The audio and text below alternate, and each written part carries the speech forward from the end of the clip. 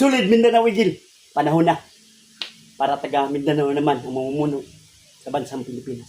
Naniniwala pa rin ako sa kakayahan ng mga Duterte. Nagtatrabaho ako, pagod, puyat, gutom para lang may pansweldo sa public official ng bansang Pilipinas.